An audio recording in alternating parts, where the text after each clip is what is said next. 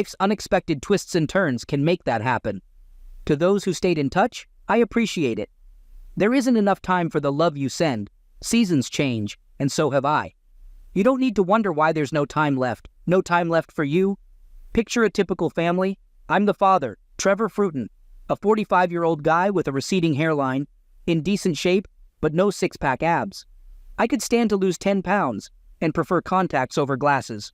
I still don't need reading glasses. The mother of the family, Michela, is also 45 and has a slight tummy and a well-rounded figure, a look I prefer. She's an average woman, not strikingly beautiful or ugly, who wears glasses and insists on her full name. Then there's our 21-year-old daughter, Allie, a smart college senior who's gained some weight since her high school volleyball days. She's fiercely independent and vocal about women's rights, though she still relies on us. I'm the only one working, and finances have been tight. I didn't want Allie burdened with student debt, so she lives at home. But that doesn't mean Michela or Allie don't enjoy nice things. I drive an old F-150, while they have fancy luxury cars. Our home has little equity, and they funded their lifestyle with home equity loans. Our neighborhood is like many suburban areas, with occasional block parties. We're not particularly close to our neighbors, except for the neighbors next door, whose daughter Sally is Allie's best friend. After Allie started college, I felt lost. We had spent so much time together, and now there was a void. Even my volunteer work didn't seem to help, so one night I asked her if she was happy. I inquired, "Michela, are you happy?" She replied, "Happy with what?" I continued, "Your life. You've pulled away from me and lost your spark. I miss the time we used to spend with Allie. I guess I'm bored. How about us? Is there something I'm doing or not doing for you?" Michela assured me, "We're fine. I have no complaints. Why all the questions? I just want you to be happy. Maybe you can find a counselor to help you find balance and improve your mood." I pondered. "I'm not sure. I'll think about it." With a little chill in the air, I dropped the subject. However, 2 weeks later, Michela started weekly sessions with a life coach. You might think that I hoped things would heat up in our bedroom, but no. We maintain our usual twice-a-week intimate schedule. Are we normal? I have no idea. I've never discussed my life in bed with anyone, and I don't pry into my friends' intimate details. Mark and Cindy, our neighbors to the south, are in their 60s. Mark is not the handiest guy, and Cindy loves to bake, which has led to a few extra pounds for me. One day, I was working on Mark's sauna pump, and I overheard a conversation. They discussed, "Our sliding patio door is making that scratching noise again. Unless Michela is back from her mother's, it must be Allie. Haven't seen him in a while, so I'm sitting in the backyard gazebo." I overheard Allie's conversation. She mentioned, "He's inside somewhere. His car is still here." I couldn't believe my ears as I heard her say, "God, Mom, you're outdated. Give Max a try. Sally says he's a wild one, and make sure you're satisfied." Maybe this is what you need to spice things up in the bedroom. You've been complaining to our daughter about our love life. That's just not right. I know you should think about it. By the way, Dad told me he's going hunting next weekend. I'll have Jeff invite Max over. He might be scrawny, but he's into you.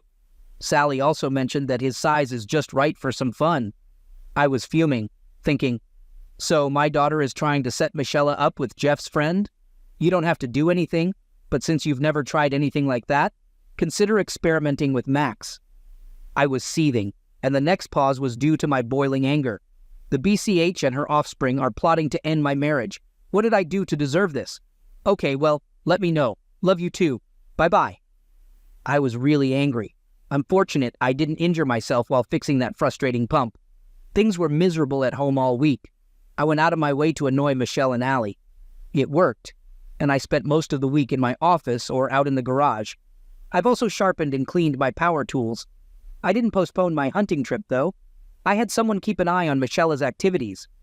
Seeing pictures of Allie, Jeff, and a skinny guy entering the house around noon on Saturday wasn't a good sign. Allie and Jeff left around 2, and the skinny guy left at 4. When I returned late Sunday, Michela was trying to be affectionate, but I wasn't having it. While it didn't confirm anything, I noticed Michela was sitting strangely, with her legs crossed and leaning left more than usual. She seemed a bit uncomfortable. Later in the kitchen, Allie sealed their fate by playfully slapping Michela's behind, and they both giggled with fake coughs. I felt a weight on my chest, and I worried that the people I was hunting with might have exposed me to something. I decided to sleep on the living room couch to avoid Michelle. In the morning, I announced that I was going to the doctor with a fake illness, claiming I had trouble breathing. My boss had no issue with me taking the day off. My plan was to pretend to have COVID, which would give me time to move forward with my exit strategy. With accumulated sick leave and vacation time, I could take enough time off to reach our traditional Christmas Eve dinner. Announcing a COVID diagnosis usually keeps people at bay. Did I actually have COVID? I wasn't sure. I was fully vaccinated and felt healthy, but my heart was broken, and I wanted to part ways with 4 people while my lungs were fine. I checked into an extended stay hotel. There was no reason for me to live like a pauper. Michelle seemed relieved when I told her I'd be out of quarantine in time for Christmas Eve. She and her daughter called me twice a day. To avoid revealing my plans, I was polite, but pretended to be tired to get off the phone. I spent my time plotting revenge and making preparations, like updating wills, beneficiaries, and emergency contacts. Apartment hunting was challenging and drove home the finality of my decision to divorce Michelle and push Allie into the real world.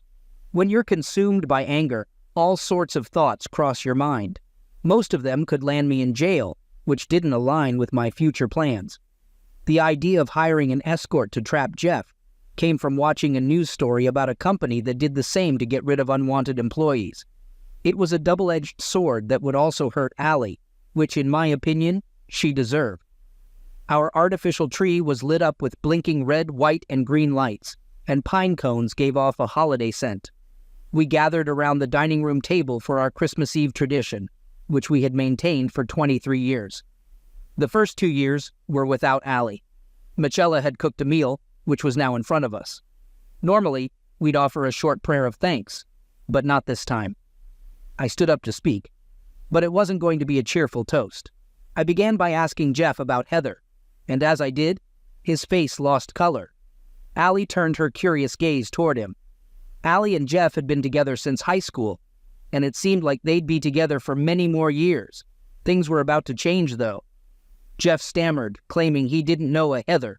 I pressed further, mentioning the raven-haired beauty with ruby lips he was with last Sunday night. Jeff was as stunned as a deer in headlights. At this point, he resorted to denial, claiming he couldn't recall the name, but his words lacked conviction. I confronted him with an audio clip from my cell phone, where a voice could be heard saying, "OCK, Heather, you're awesome, don't stop. God, I'm CM again." After turning off the recording, it was clear that the voice was Jeff's. Allie went into a rage, accusing him of deception and demanding that he leave. Before Jeff could get up, I stood behind him and pushed him back into his chair. Jeff and I prevented Allie from attacking him. I instructed Michelle to take our daughter into the other room and calm her down, explaining that I and Junior were going to have a talk. Michelle escorted Allie out of the dining room and into the kitchen. It wasn't done quietly, as Allie's string of 4-letter words echoed off the walls. It only took a few minutes to explain to Jeff how things would unfold. He was to warn Max to stay far away from me, or Max would deeply regret his existence as a man. Jeff understood where he stood and what limited options he had from my perspective. A manila envelope moved, and Jeff agreed to do one last thing for me. I called out to the kitchen, asking Michelle to come back in with Allie. They both looked shocked and tearful. Let me explain how I got that recording. Jeff, her name isn't Heather, and I don't know her real name. She's an expensive escort, I must add. I hired her to seduce you and record the encounter. There's also a video if you'd like to watch it. Allie exclaimed, "Daddy, what the hell? You hired her?" I admitted, "I did, sweetie. How does it feel to be betrayed, stabbed in the back?" Michelle made a tiny noise, and Allie's eyes briefly darted toward and away from her mother. Both women were in tears. "Jeff, do you have something to say?" I turned on the video mode of my cell phone camera. Jeff stood up, took the folder in front of him, and then addressed Michelle. "Michelle Fruiton, you've been served." As he handed the folder to Michelle, I wasn't sure if she would vomit or faint. She would likely do one or the other shortly after regaining her composure. The pine cones couldn't compete with the impact of Jeff handing Michelle divorce papers.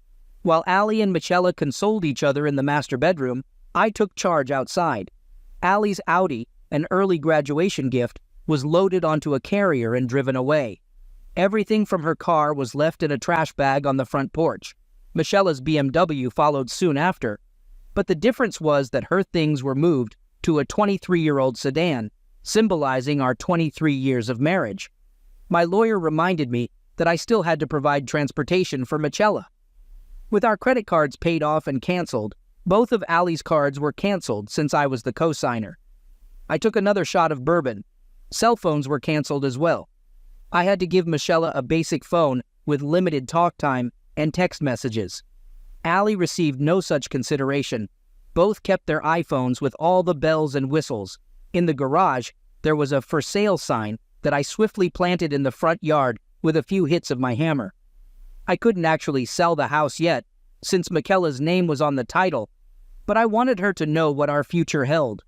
Instead of listening to the Christmas music playing in the living room by the tree, I retreated to the basement. Sitting in the dark was comforting at times, especially when I heard the commotion above me. As they realized that none of their possessions were working, I was called some less-than-Christian names. Those names were mild compared to the ones I had been yelling in my empty hotel room while preparing for this day.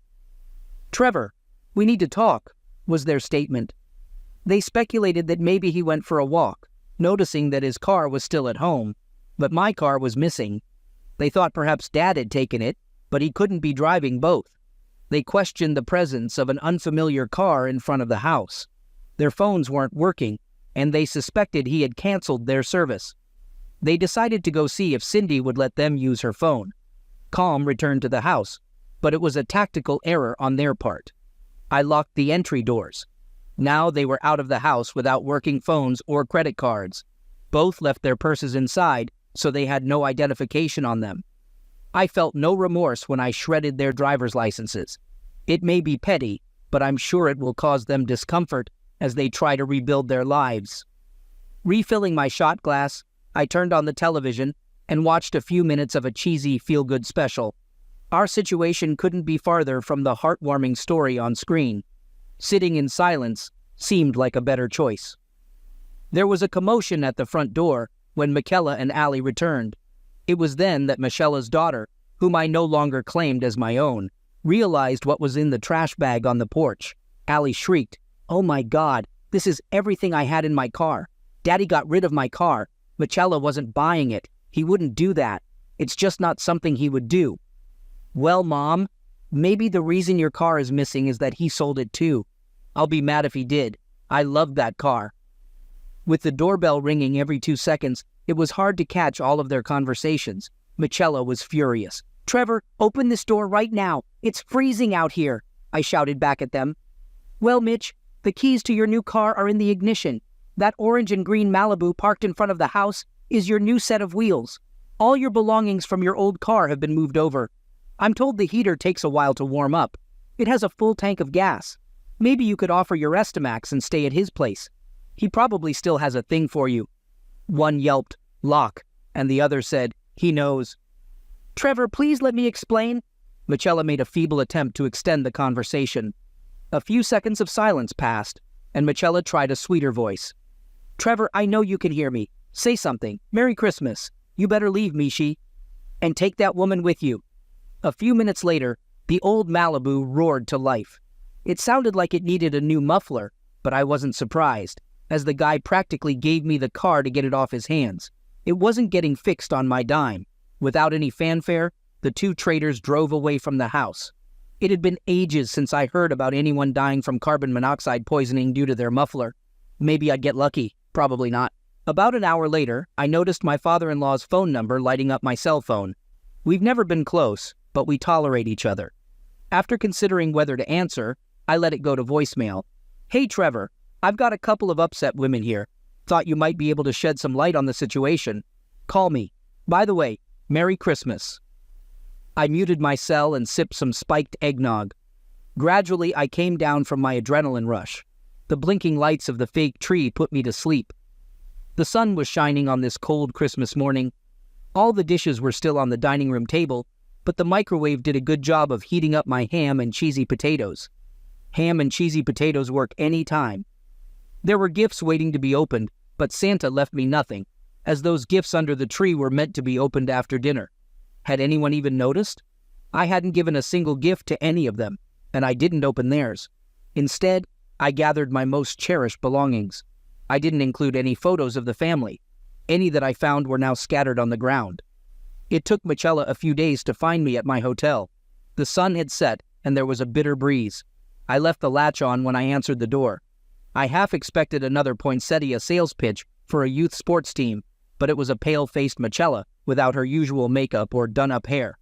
Michela pleaded, "Trevor, please don't close the door." I didn't close it as I replied, "What do you want, Mishi?" She asked, "A chance to explain. Can I come in?" I firmly responded, "No." She continued, "Please, Trevor. Your neighbors don't need to hear this." I replied, "What part of no don't you understand? I'd be happy to explain it to you." Michela sighed, "Okay, let me start by saying how sorry I am. I can't explain my actions." I asked, "What actions are you talking about?" "Mishi, please," I urged. "Trevor, not out here. Let me come in and talk about it." She revealed softly, "Having closeness with Max." I reacted, "You had something with Max? Well, don't that beat all?" Her eyes widened as I continued. "You didn't know?" She admitted, "I suspected, but now it's confirmed. Actions have consequences. Wait, you were going to divorce me without any proof?" I replied, "Guessed right, didn't I? Have you found an attorney yet?" She responded, "I'm working on it, but we don't need a divorce. I'll do anything you want to save our marriage." I said, "A little late for that. Why didn't you decide to do anything to save our marriage a month ago?" "I know why. It's because you're selfish and think you're above consequences. You thought you could do whatever you wanted without repercussions. Did you? Tell me immediately. A day later? A week later? How many others have there been?" Michela recoiled at the venom in my voice. "That was the only time. You have to believe me. One stupid decision shouldn't doom our marriage." I pressed, "Which stupid decision?" "I count many. Planning to cheat might get you a reprieve. Cheating is a deal breaker. Hiding your cheating ensured no chance of reconciliation. Worst of all was involving your daughter, as I want nothing to do with her anymore. This is all on you. If you had kept your bedroom matters private, she would have never been involved. I hate you." Some of the neighbors were getting their kicks watching this drama unfold. I told her, "Trevor," I said, "I'm sorry. How can I make this up to you?" "You can't. I hope I'm better off without you. Maybe I will be, maybe I won't, but it's on my terms. Divorce your cheating self and move on, understand? Please, Trevor, I know you're hurt and angry, but please don't do anything for a couple of weeks. It was just one afternoon. What can I do to convince you?" I replied, "Just leave and never bother me again. Now, if you'll excuse me, halftime is over, and the bowl game is starting again. Thanks for stopping by. Not."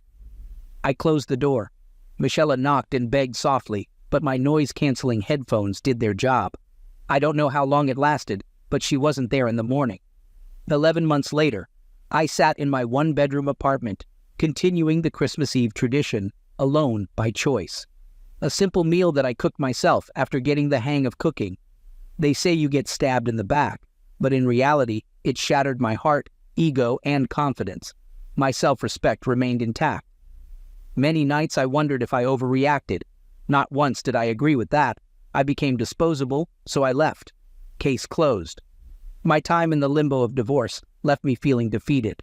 I was often irritable, and my boss had to reprimand me for snapping at coworkers. As time passed, I withdrew from social life and became a recluse. My coworkers learned to keep their distance, and I focused on doing my job well. I skipped company parties. Friends attempted to set me up on dates, but I turned them down one by one, and eventually they stopped calling. My self-pity seemed never-ending. I took up running, and the sight of my earbuds discouraged people from approaching me.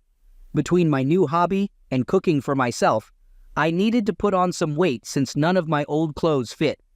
Occasionally, a coworker would compliment my appearance, but it rarely went beyond that.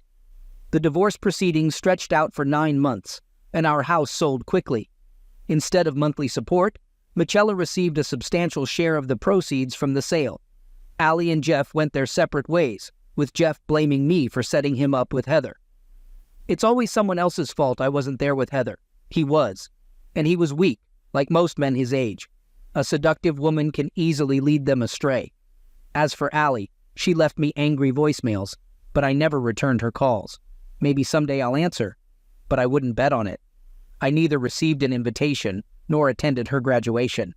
The situation was particularly challenging for Michaela, as she hadn't held a full-time job since our marriage.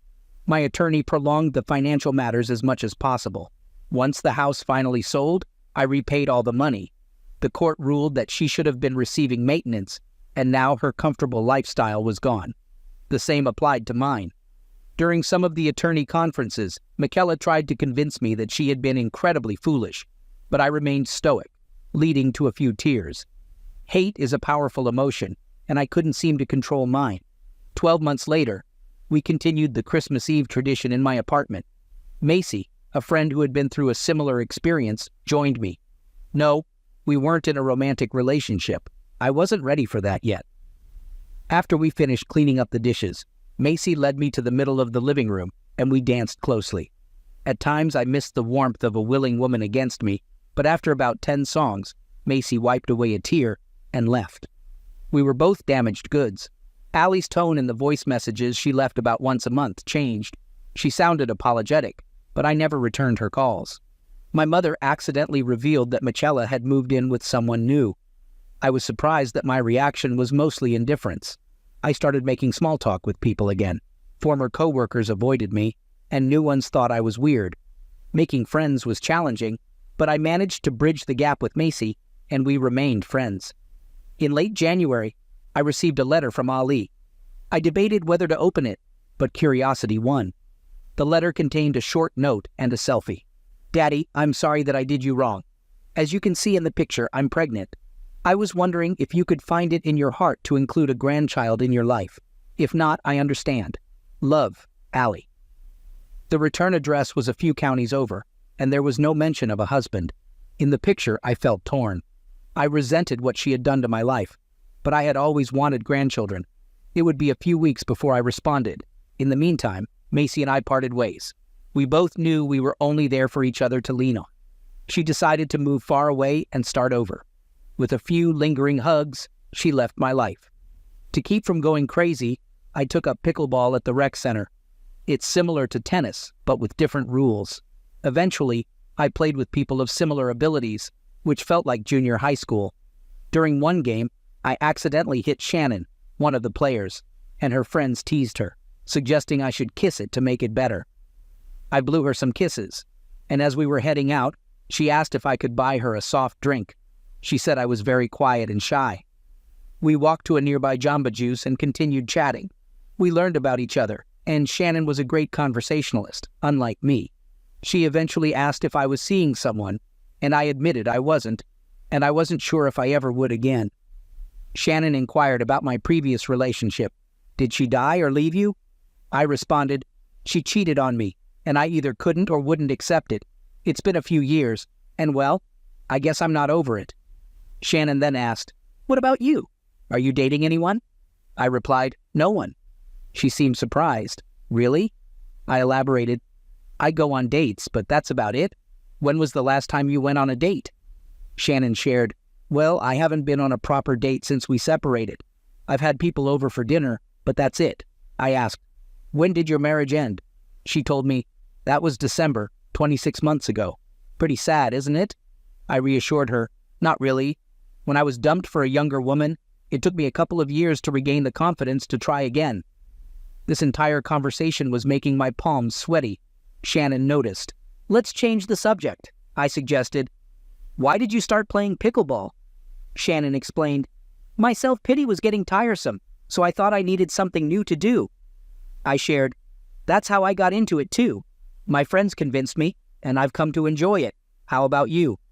Shannon said, yeah, I got a paddle, and playing is helping me come out of my shell. Well, I have to run. See you tomorrow. I'm playing at 4 p.m. I replied, sure, nice chatting with you, Shannon. She offered some encouragement. You too, Trevor. Hang in there. Things will only get better. That evening, I felt good enough about myself to respond to Ali. Ali, I'm willing to try. You and I will never be close, but I'd like to at least meet my grandchild. Please let me know when the time is right. Under no circumstances will I be in the same room as your mother, Mr. Fruden. As Ali showed in the selfie, I estimated a May or June delivery date. I'm not sure if Allie received my response, as I haven't received another letter from her. The next day at pickleball, Shannon was quite flirtatious, as were a few other ladies. It felt good. After hitting a particularly good shot, Shannon said, "You know, Trevor, you look really good in that shirt. I bet you look even better out of it." The women giggled as my face turned red. "Funny you should say that, Shannon. I was thinking that you looked really good in those yoga pants. I bet you'd look even better out of them, too." There was hysterical laughter as Shannon turned bright red. Then the ladies started chanting, "Take 'em off! Take 'em off! Take 'em off!" I obliged and took my shirt off. Shannon shook her head vigorously while wagging her finger at me as if I was in trouble. A few of the ladies whistled. As I put my shirt back on, Shannon mouthed, "You're terrible," at me. I blew her a kiss. After the games, there was some light-hearted banter among the ladies, with one of them joking about looking great out of yoga pants. Shannon patiently waited her turn. I engaged in a friendly conversation, and eventually, Shannon asked if I'd buy her a soft drink. I responded saying, "I was just about to ask you." Shannon playfully remarked, "Nice. Yoga pants, huh? Pretty proud of yourself, aren't you?" As we enjoyed our drinks, I mustered the courage to ask Shannon out for dinner and a movie, fearing rejection. Thankfully, she agreed, and having been out of the dating scene for over 27 years, I felt clueless, awkward, and scared initially. But with time, I began to relax, and my previous upbeat personality started to emerge. After several dates, Shannon suggested I spend the night. One evening, Shannon surprised me with a personal question. She asked, "Who were you thinking of when we were intimate?" I had to pause and appreciate you. I wondered what you saw in a person like me. I replied, "A mirror reflection." Our passionate connection grew, and we became more intimate with time. Shannon eventually introduced me to her family and grandchildren, which was initially awkward due to their protective nature. However, as time passed, they accepted me. In early June, Shannon cuddled up to me in bed and suggested celebrating our closeness. As the moment grew more passionate, I realized what she meant, and I shared my knowledge of Ali giving birth to a girl 2 days ago. Our passions flared briefly, and then we made love for an extended period. The next day, I sent flowers to Ali to acknowledge her new motherhood. A day later, I received an overnight letter from Ali, expressing her sincere apologies and the desire to reconnect with me. She mentioned her understanding of the lessons I tried to teach her and the changes she had undergone. She also mentioned her daughter, Bonnie, and the possibility of us reuniting. I shared the letter with Shannon, who found Ali's words sincere and asked me what I intended to do. I expressed my concern about the impact on my relationship with Shannon and received a warm hug and a loving kiss in response. Shannon emphasized the need to let go of the past so that our relationship could flourish. With Shannon by my side, I knocked on Ali's door, surprising her. We shared affectionate cheek hugs and entered her apartment. I held Bonnie and she didn't cry, reminding me of how small babies' hands and feet are. Shannon brought up Ali's marital status, and Ali explained that Bonnie's father was reluctant to commit. Throughout the evening, Ali and I kept our distance. Before leaving, Shannon urged me to express my love to Ali, and I returned to Ali's apartment to give her a hug and tell her that I still loved her. 6 months and a few weeks later, the traditional Christmas Eve dinner was hosted in my apartment, with Shannon, Ali, and me holding Bonnie. I delivered the Christmas blessing, and we all dined and exchanged gifts. Shannon and I spent the night at her house, marking a change in our relationship. 12 months later, we celebrated Christmas Eve at Shannon's house, and life had moved forward. I had found contentment in my life's new chapter,